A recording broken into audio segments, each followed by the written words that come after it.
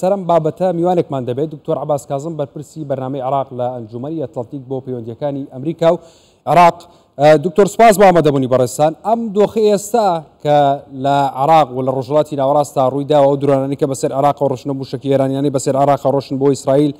هیچ کاریگەریەکی ئەبێت لەسەر کۆبوونەوە و گفتوگۆکانی نێوان محەممەد شیع سوودانی و بایدن دیدار و کۆبوونەوەکانی محەممەد شیع سوودانی؟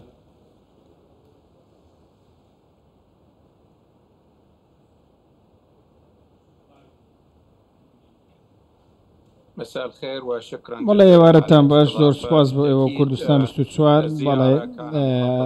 سەردانەکە سەردانێکی پلان بۆ دارێژراو بوو، ماوەیەکی زۆرە سوودانی دەوێت سەردانی ئەمریکا بکات، بۆی بەدڵنیاییەوە دۆسەی زۆر گرنگ دەبن پەیوەست بە پەیوەندیەکانی ئەمریکا و عێراق بە دیاریکراوی. بۆیە پێم وایە گفتوگۆ لەو کۆبوونەوانە سەبارەت بە پەیوەندیەکانی ئەمریکا و عێراق دەبێت و ئەجێندایەکەی لەو بوارد دەسوڕێتەوە لە بواری پەروەردە و فێرکردن و بازرگانی و تەواوی بوارەکانی دیکە گفتوگویان لەبارەوە دەکرێت. بەڵام بەدڵنیاییەوە پێویستە ئاماژە بەوەش بکەین کە ڕەنگە ئەو پەرەسەندەی نێوان ئیسرائیل و ئێران و ئەو کاتە کە هێرشەکە ڕوویدا سەرۆکوەزیران سوودانی بەرە واشنگتن داهات، ئەمە سێبەرێکی دیاریکراو دەخاتە سەر گفتوگۆکانی نێوان عێراق و ئەمریکاوە کاریگەری دەبێت. بەڵام لامان کادا پێم وایە کە ئەمریکا زۆر باش دەزانێت، عێراقیش بۆ خۆی دەزانێت کە عێراق پەیوەندیەکی بە ململانەکانی ئێرانەوە نییە وەکو حکوومەت، و عێراق نایەوێت بەشێک بێت لەم ململانەیە هەوڵ دەدات خۆی دوور بخاتەوە لەم پەرەسەندە کە عێراق نایەوێت بەشێک بێت لەم ململانەیە و خۆی دوور دەخاتەوە، کەواتە لەم ئاگری ڕۆژهەڵاتی ناوەڕاستە عێراق چۆن نەتوانێت خۆی بپارێزێت، بەرژەوەندیەکانی بپارێزێت؟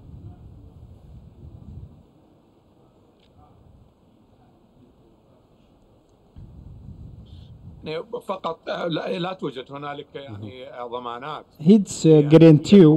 زامنیەک نییە بۆ ئەوەی کە بڵێن عێراق دوور دەبێت لە شار و خۆی لە ئاگرەکە بە دوور دەگرێت. ئەگەر کێشەیەک لە ڕۆژهەڵاتی ناوەڕاستە نێوان دوو وڵاتی وەکو ئیسرائیل و ئێران دروست ببێت، بێگومان چەند وڵاتێکیش لەگەڵ خۆیان پەلکێشی ئەو ململانەیە دەکەن. تەنانەت ئێستا هەندێک وڵات بە شێوازێک لە شێوازەکان چونەتە نێو ئەم ململانێنەوە وەکو ئەو وڵاتانەی هاوسنوورن لەگەڵ ئیسرائیل و ئەو وڵاتانەی کە کێشەی ئەمنیان هەیە. بەڵام دەکرێت عێراق بڕیارێکی سیاسی دەربکات بۆی کە نەبێتە بەشێک لە ململانەیە و وەلایەنگیری هیچ وڵاتێک نەکات. ئەمە شتێکە بەدەست حکوومەتی عێراقیە و حکوومەتی عێراقیش ئەوەی بەباشی ڕوون کردوێتەوە و گوتوێتی کە ئەرکی حکوومەتی عێراق پاراستنی بەرژەوەندەکانی عێراقەوە هەوڵ دەدات کە بەشێک بێتە چارەسەرەکان نەک بەشێک بێتە دروستکردنی کێشە،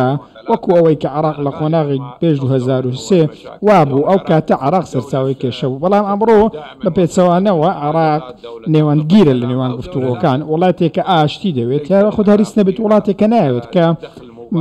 پەیوەندی بە ململانەکان و شەڕەکانەوە هەبێت. پێم وایە لە حاڵەتێکی هاوشێوەی حاڵەتی ئێستای عێراق ئەمریکا هەوڵ دەدات کە عێراق بێنێتە پاڵخۆی و عێراق بۆ خۆی. کەواتە دکتۆر لە قسەکانی خۆتەوە عێراق ئاشتی دەوێت، پێتان وایە لە دوای هێرشەکانەوە جددیەتی زیاتری ئەمریکا دەربکەوێت بۆی کە عێراق ببێتە ناوچەیەکی ئارام و دوور لە شەڕ؟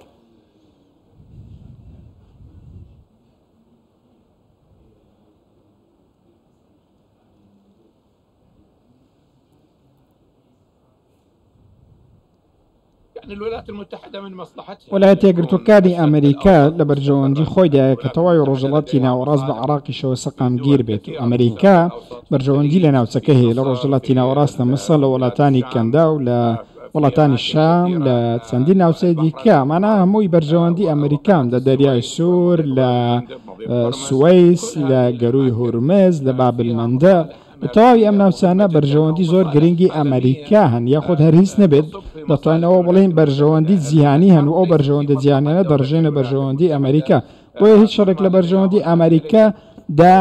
نییە و ئێران نایەوێت، بەڵکو ئەوەی هەیە ئێستا وڵاتان لە سنووری خۆیان دەترسن و دەیانەوێت خۆیان بپارێزن. ئێران و ئەمریکا یاخود تاکە خەمی لە ناوچەکە پاراستنی بەرژەوەندی ئابوووریەکان و پاراستنی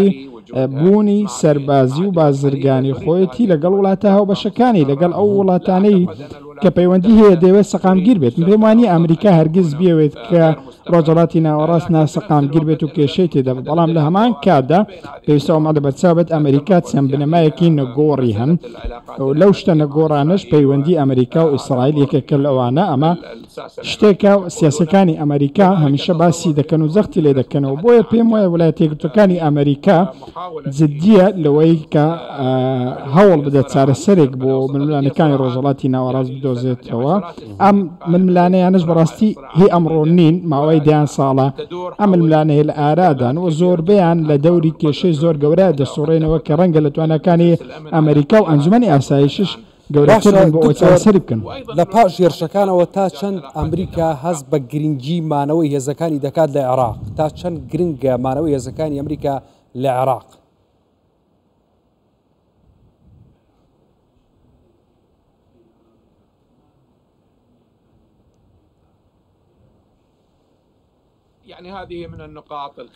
ئەمە یەکێکە لەو خاڵانەی کە ناکۆکی لەسرە لە نێوان حکوومەتی عێراق و حکوومەتی ئەمریکا حکوومەتی ئەمریکا پێی وایە کە داعش تاکو ئێستاش هەڕەشەیە و پێی وایە هەڕەشەیەکە دەکرێت بێتە مایەی خراپە بۆ عێراق بۆیە دەیەوێت بەشێک لە هێزەکانی عێراق بمێننەوە بۆ ئەوەی ئاسانکاری بۆ هێزەکانیان لە سووریا بکەن و پشتگیری ئەو هێزانە بکەن و ئەو هێزانە بەگشتی لە بنکەکانی عێراقەوە پشتگیری دەکرێن و هاریکاری دەکرێن لە هەمان کاتدا لە عێراق پەیامی جیاوازێ بۆ ئەمریکەکان چونکە وەکو دەزانرێت هەندێک لە عێراقیەکان لەگەڵمانەوەی هێزەکانی ئەمریکادان وەکو کورد کە لەگەڵ ئەوەدان هێزەکانی ئەمریکا بمێنێتەوە سوننەکان هەندێکیان هەندێک شیعەش تەنانەت دەیانەوێت هێزەکانی ئەمریکا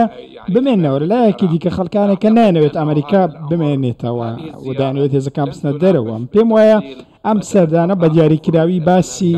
چوونە دەرەوەی هێزەکانی ئەمریکا ناکات چونکە ئێستا لیژنە هەن ئەو لیژنەیە ماوەی چەندین مانگە کارەکانیان دەکەن و هەوڵی کۆتایی هێنان بەم بابەتە دەدەن و گفتوگۆ بکەن دوای ئەوە ئەم بابەتە بەرز دەکرێتەوە بۆ سەرۆکوەزیرانی عێراق و سەرۆکی ئەمریکا جۆ بایدن بۆیە ئەم سەردانە ئەم لایەنی ئەمنی دەگرێتە خۆی بە شێوەیەک لە شێوەکان بەڵام بە گشتی سەردانەکە ڕۆژنایی دەخاتە سەر ڕێکەوتنی چوارچەوەی استراتیژی بوارەکانی وەکوتن پەروەردە و بازرگانی و ئابووری و تەواوی بوارەکانی دیکە بۆیە ئەو شاندەی لەگەڵ سەرۆکوەزیرانی عێراق سوودانیدایم نەوەزیری بەرگری تێدا نەوەزیری ناوخۆنە سەر کردەی سەربازی کەسی لەگەڵدا نییە چونکە ئەوەی لەوەی باز دەکرێت بریتینە لە هێزەکانی ئەمریکا بمێنیان نەمێنن بەڵکو ئەمە دراوەتە لیژنەیەک لیژنەی باڵای سەربازی نێوان عێراق و ئەمریکا ماوەی چەندین مانگە کار دەکەن و وا دیارەکارەکانیان زۆر بەڵاشی وەڕێوە دەچێت عێراق دەیەوێت پەیامی خۆی لە ڕێگەی سوودانیەوە بگەێنێت و بڵێت کە عێراق دەیەوێت پەیوەندی خۆی لەگەڵ هاوپەیمانی نێودەوڵەتی